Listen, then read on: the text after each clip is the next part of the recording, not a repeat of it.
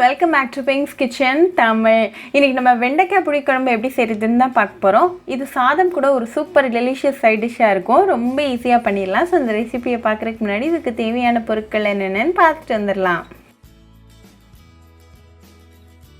ஒரு மண்பானையை சூடு பண்ணிக்கோங்க. அதில் 3 டேபிள் ஸ்பூன் எண்ணெய் சேர்த்துருங்க.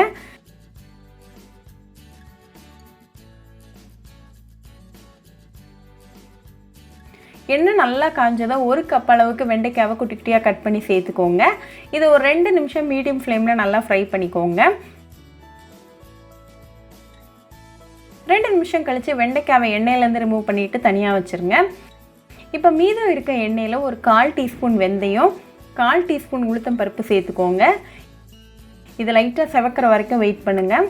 அப்புறமா இது கூட 2 காஞ்ச மிளகாய், கொஞ்சமாக கருவேப்பிலை இலைகள், 2 பச்சை மிளகாய், 6 பல்லு பூண்டு, அப்புறமா 10 சின்ன வெங்காயம் சேர்த்துக்கோங்க. நல்லா இதை கலந்து விட்டுருங்க. நல்லா அந்த வெங்காயம் வந்து நல்லா பொன்னிறம் ஆகிற வரைக்கும் நல்லா கலந்து விட்டுருங்க. இப்போ இது கூட ஒரு தக்காளியை நல்லா பொடிசாக கட் பண்ணி சேர்த்துக்கோங்க. இதையும் நல்லா மிக்ஸ் பண்ணுங்கள். தக்காளி நல்லா மசிஞ்சு வர வரைக்கும் நல்லா குக் பண்ணிக்கோங்க.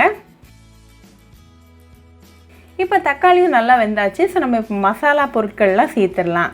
1 டீஸ்பூன் உப்பு, 1/4 டீஸ்பூன் மஞ்சள் தூள், 1/2 டீஸ்பூன் மிளகாத்தூள், 1 டீஸ்பூன் மல்லித்தூள், அப்புறமா 1/2 டீஸ்பூன் ஜீரகப்பொடி சேர்த்துக்கோங்க.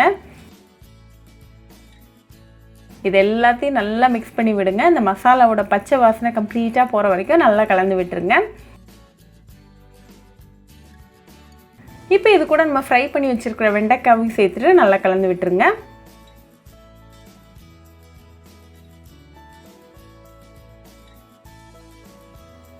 இது கூட இப்போ 1 கப் அளவுக்கு புளி தண்ணி சேர்த்துட்டு நல்லா மிக்ஸ் பண்ணுங்கள். இது லைட்டாக கொதிக்க வரைக்கும் நம்ம வெயிட் பண்ணலாம்.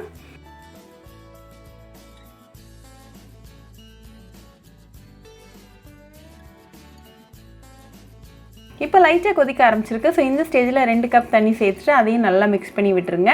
இது நல்லா ஒரு மீடியம் ஃப்ளேமில் 10 நிமிஷம் நல்லா கொதிக்கட்டும்.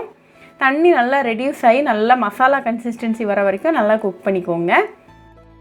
இப்போ கரெக்டான பக்குவம் வந்தாச்சு. நமக்கு சுவையான வெண்டைக்காய் புளி குழம்பு ரெடி ஆயாச்சு. இது நல்லா சூடாக சாதம் கூட சர்வ் பண்ணி உங்கள் ஃபேமிலி அண்ட் ஃப்ரெண்ட்ஸ் கூட என்ஜாய் பண்ணுங்கள்.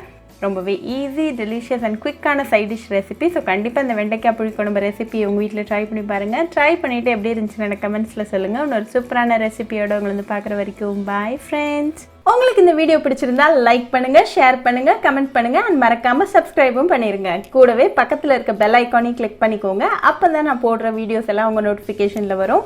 உங்களுக்கு ரெசிபிஸ் இங்கிலீஷில் பார்க்கணுன்னா பிங்க்ஸ் கிச்சன் சேனலை பாருங்கள். சேனலோட லிங்க் நான் அந்த டிஸ்கிரிப்ஷன் பாக்ஸில் கொடுக்குறேன். மறக்காமல் செக் பண்ணுங்கள்.